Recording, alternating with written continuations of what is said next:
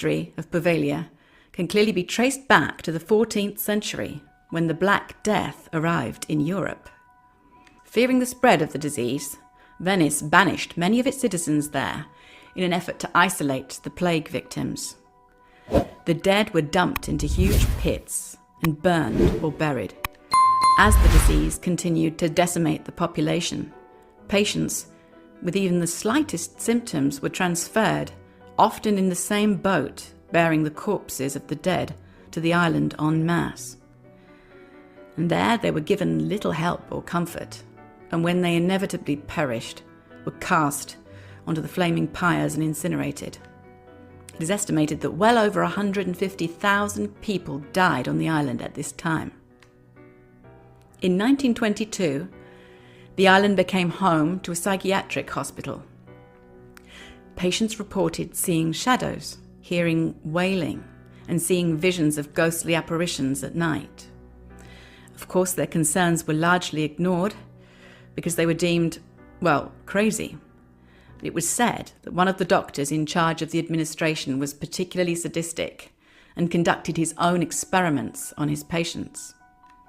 Unauthorized early-day lobotomies with primitive tools, such as hand drills, screwdrivers and hammers, chemical experiments, and unnecessary limb amputations. According to some sources, the doctor eventually succumbed to the madness, seeing the same ghostly apparitions his patients had reported. He climbed the bell tower and hurled himself to his death.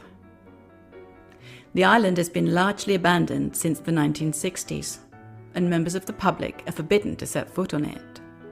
However, its fascinating and gruesome backstory continues to draw people from across the globe, from ghost hunters to paranormal investigators. Even locals report regularly hearing the sound of chimes carried across the bay, even though the bell in the tower was removed many years ago. Number 1. The Athens Lunatic Asylum. The Athens Lunatic Asylum was operational in Ohio from 1874 to 1993, so well over a century. It provided services to Civil War veterans, children, and those deemed mentally unwell. After a period of abandonment, the site was reopened by Ohio University as The Ridges and houses the museum, auditorium, and several offices.